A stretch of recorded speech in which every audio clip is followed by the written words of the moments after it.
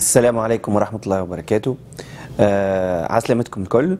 أنا اسمي أشرف عيادي. أنا دكتور في علوم التصرف وخبير مصرفي ومالي عند المؤسسات المالية الأوروبية. نظهر في العديد من القنوات الفضائية الناطقة باللغة العربية للتعليق وتحليل الوقائع الاقتصادية والمالية على الأسواق المالية، على أسواق الصرف، وعلى أيضا قمت بتحليل الأزمة المالية، الأزمة اليورو، سياسات التيسير الكمي في الولايات المتحدة الأمريكية. وممكن سمعتوني على اكسبريس اف ام، كابي اف ام، شمس اف ام في تونس وقت اللي نتحدث على الوضع الاقتصادي في تونس. قبل كل شيء حبيت نشكر كونكت وعلى رأسها سي طارق شريف على الدعوة اللطيفة اللي وصلتني باش نجمت اليوم نتقدم لكم بالكلمة هذية. وطبعا كان بودي نكون معاكم اليوم، ان شاء الله الفرصة هذه تسنح في اقرب وقت. طبعا اليوم حبيت نحكي لكم على الوضع الاقتصادي في تونس. مش نبدا من مبدا القول، هو مش نحكيو على شنو هما لي ديتيرمينون دو لا كرواسونس ايكونوميك. ثم دو بيليي دو لا كرواسونس ايكونوميك، البيليي الاولاني هو الانفستيسمون، البيليي الثاني هو لا كونسوماسيون. وبالنسبه للانفستيسمون فورس دو كونستاتي كو في تونس d'abord l'investissement public il a été défaillant بالنسبة ل 2013 وحتى في 2012 لاحظنا انه la consommation du budget d'investissement نتاع الدولة a été très faible dans l'ordre de inférieur à 20% بالنسبة ل 2013 على الست شهور الأولانيين. donc ثم فلوس disponible لكنهم ils n'ont pas été consommés. بالنسبة للinvestissement l'investissement direct étranger, le climat de sécuritaire ou politique, il a induit une baisse significative des investissements directs étrangers, notamment dans les secteurs exportateurs. بالنسبة l'investissement privé local, force est de constater qu'il y a de l'argent aussi, mais cet argent-là, il n'alimente pas un accroissement des capacités productives, c'est-à-dire dans le capital et le travail.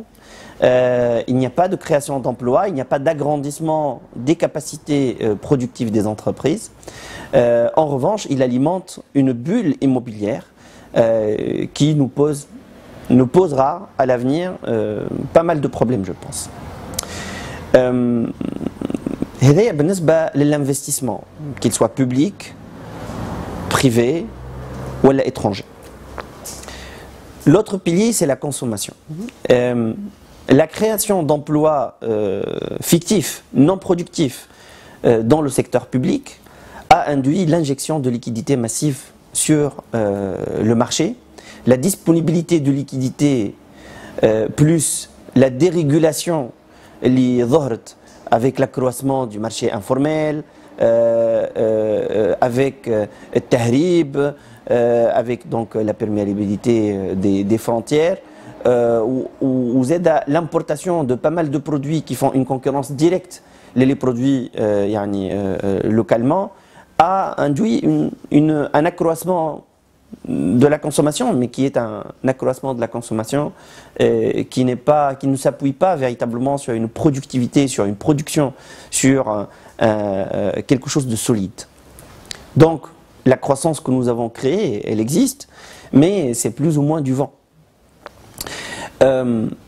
Et d'ailleurs, parlant de croissance, بالنسبة للبudget نتاع 2013 في loi de finances 2013, la loi de finances 2013 elle a été basée sur un objectif de 4,5% de taux de croissance بالنسبة ل 2013. Premier trimestre 2013, réduction de 4,5% à 4%. Troisième trimestre 2013, on dit finalement notre objectif cible c'est 3,6%. Et puis là, mois d'octobre 2013, le FMI nous dit vous ne ferez pas plus de 3%, pas de réaction de la part des autorités officielles, sauf le gouverneur de la Banque centrale qui, le 19 octobre, l'a dit, la Tunisie ne réalisera probablement pas plus de 2,7% de taux de croissance en 2013. Donc insuffisant pour créer des emplois, insuffisant pour maintenir un niveau d'activité correct par rapport aux besoins du marché. D'ailleurs, le marché du travail, quoique le taux de chômage est resté stable, voire même a baissé légèrement, dans les alentours de 16% en moyenne, mais ça cache des réalités beaucoup plus profondes. C'est que le taux de chômage des diplômés du supérieur a augmenté en un an, entre à peu près juin 2012 ou juin 2013, de 5 points, pour se situer aujourd'hui dans les alentours de 31%, soit presque le double de la moyenne du taux de chômage. Ou la baisse légère, ou la stabilité du taux de chômage, elle cache d'autres réalités, c'est qu'il y a beaucoup d'actifs sur le marché local qui ont quitté le pays. Et en même temps, il y a création massive d'emplois non productifs, fictifs, dans la fonction publique, mais qui pèseront, puisque les gens qui ont été recrutés par la fonction publique resteront probablement dans la fonction publique jusqu'à la retraite. Et donc, ils pèseront sur le budget de l'État. Donc, si on compare la situation de la Tunisie en termes de croissance, d'emploi et d'inflation par rapport à des pays comparables, on va se poser la question, mais où sont partis les investissements? On sait où est-ce qu'ils sont partis. D'abord, le Maghreb, qui fera 2 points de croissance de plus que la Tunisie en 2013, et puisque 2 fois moins de chômeurs en pourcentage, et 2 fois moins d'inflation en 2013-2014, chiffre du FMI. Encore une fois, les chiffres du FMI. Masr, l'Égypte, où les investisseurs du Golfe se sont massivement rués récemment, elle fera moins bien que la Tunisie en termes de croissance et d'inflation, mais la balance courante sera préservée, puisqu'elle disposera de suffisamment de devises pour couvrir ses besoins, et que le chômage, le taux de chômage en pourcentage sera moindre de 3 à 4 points. Alors qu'on est en train de parler d'un très grand pays qui pèse en termes de numérique 7 fois, 8 fois la population tunisienne. Donc, tout ça est normal. Tout ça est normal. Allez, notre notation risque actuelle, elle nous place sur le même pied d'égalité avec des pays comme le Bénin, le Rwanda, le Salvador, le Cambodge, le Costa Rica et le Guatemala. À la prochaine dégradation de notre notation risque, notre note souveraine, nous serons classés avec des pays comme la Grèce, le Bangladesh, le Pakistan et le Lesotho et le Sri Lanka. شنية علاقة تونس ومستوى التطور متاع تونس ومستوى التوانسة بالبلدان هذوما. الجريس كانوا نطيحوا في نفس النيفو دو نوتاسيون متاع الجريس وراها l'Union européenne. احنا شكون ورانا؟ شكون ورانا d'autant plus que d'abord la garantie américaine n'a pas encore été renouvelée, c'est encore des promesses. Aussi, les grandes institutions financières internationales, comme la Banque africaine de développement, ont décidé de fermer le robinet du crédit jusqu'à ce que nous puissions stabiliser notre situation politique et sociale. Bien. Regardons maintenant, donc, pour résumer en quelque sorte, quelle est la situation. L'investissement direct étranger se désintéresse de la Tunisie et il alimente nos concurrents directs sur les marchés internationaux. L'investissement privé local alimente une bulle immobilière avec des décisions d'investissement qui ont été retardées, avec aussi un secteur bancaire qui dispose de moins en moins de liquidités, donc qui propose de moins en moins de capacité de financement aux entreprises. L'investissement public, il est insuffisamment piloté par un management défaillant au sommet de l'État. Et puis, la consommation ne profite pas à l'économie puisqu'elle ne correspond pas à un niveau de productivité justifiant la hausse des revenus. Dans ce contexte, donc, il semblerait que la loi de finances 2014 introduira un certain nombre de mesures fiscales qui ne me semble pas être approprié au contexte de transition que nous vivons.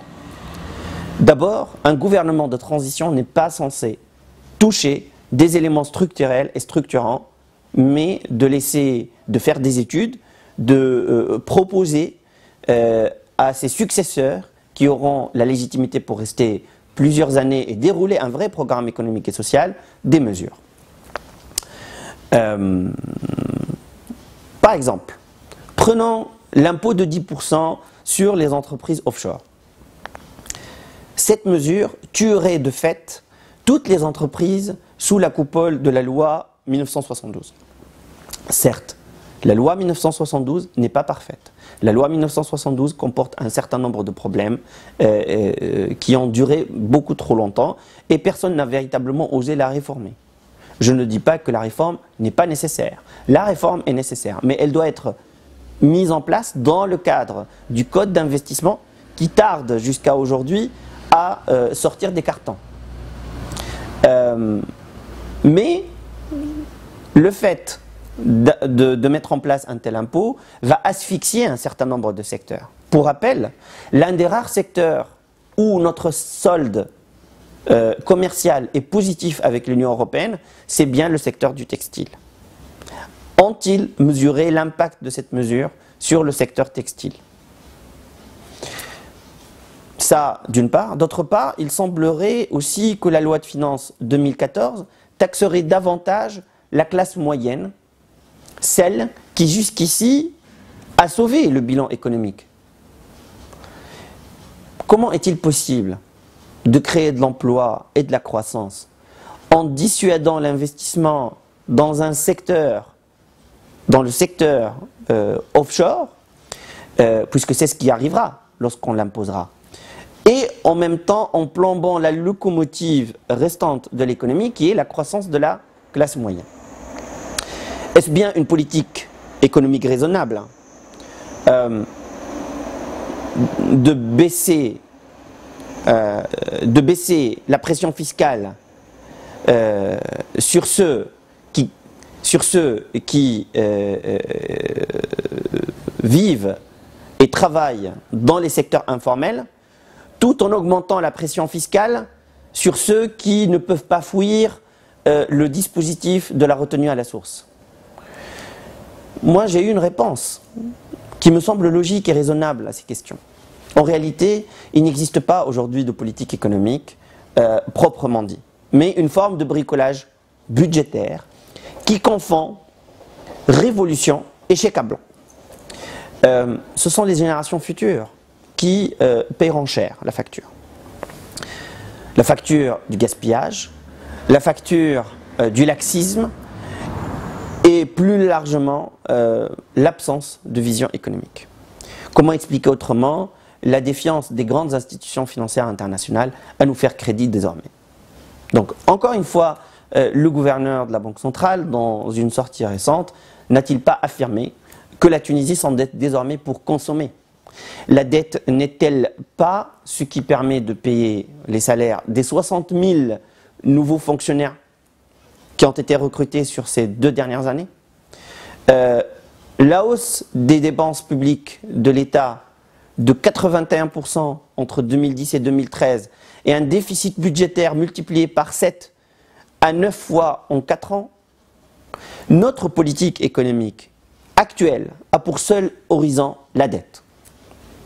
Gagner du temps, prétexter la révolution et lancer des ballons d'essai fiscaux.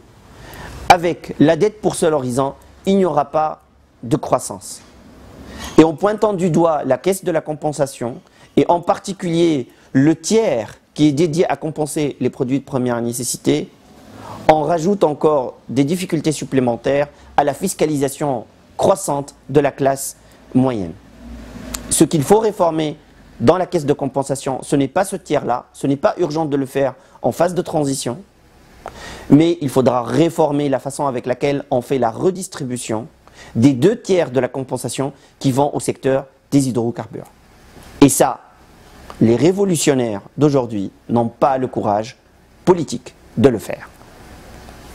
À l'avenir, nous dirons de la politique économique actuelle, celle des hommes du passé, qu'elle a été aussi celle des hommes du passif, en regardant le bilan qu'ils nous auront laissé.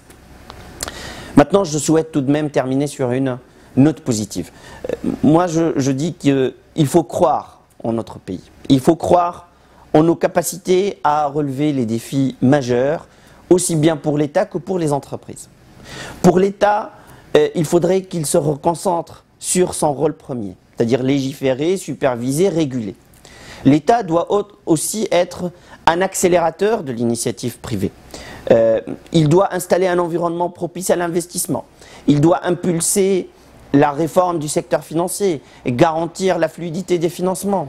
Il doit réformer courageusement là où l'incompétence, la corruption chronique et l'inefficacité économique se sont durablement installées. La fiscalité a une finalité redistributive et sociale très importante, nous ne pouvons pas le contester. Mais la fiscalité n'est et ne doit jamais être un outil de harcèlement et de racket de ceux-mêmes qui ont pris des risques en créant leur entreprise et en créant des emplois, ou de ceux qui sont prisonniers du dispositif de la retenue à la source. Vous, chef d'entreprise, aussi, vous devez opérer votre révolution. Posez-vous des questions sérieuses sur la viabilité de vos entreprises familiales. Prenez l'initiative d'assurer une transition fluide. Abandonnez définitivement le modèle de l'entrepreneur patriarche, de père en fils. Et essayez d'embrasser une nouvelle perspective, celle de l'entrepreneur financier. Ne réfléchissez plus à comment passer la main à vos enfants, mais pensez à comment faire en sorte à ce que votre entreprise, à votre retraite, soit cotée en bourse. Faites participer les salariés dans le partage de vos succès, de votre réussite. Réservez-leur des augmentations régulières du capital. Mettez en place des dispositifs d'incitation aux résultats individuels, mais aussi et surtout aux résultats collectifs. Le salaire brut n'est plus et ne sera plus un levier de motivation et d'intéressement des salariés. Soyez conscients de votre rôle citoyen. Vous devez être un espoir pour les jeunes. Ils doivent pouvoir voir en vous l'exemple de la réussite et des perspectives professionnelles autres que celles de devenir fonctionnaire. Allez dans les écoles et les universités. Expliquez vos métiers. Donnez de votre temps pour encadrer, former, soutenir ceux qui se cherchent. Donnez à votre prochain, l'avenir ne peut que vous le rendre en retour. مرة أخرى حبيت نشكر كونكت على الاستضافة اللطيفة. طبعا الكلمة الأخرانية اللي مش نقولها لكم هي إنه il faut tenir bon, il faut avoir confiance. احنا ما لازمناش نسلموا في بلادنا. On doit pas abandonner le pays. وتونس ما زالت تنجم تعمل على أولادها ما هماش وعمرهم ما هم مش يسلموا فيها لأنه الحمى كتافنا من خيرها. على الكلمتين هذوما نحب نقول لكم بارك الله فيكم. Merci pour l'attention. والسلام عليكم ورحمة الله وبركاته.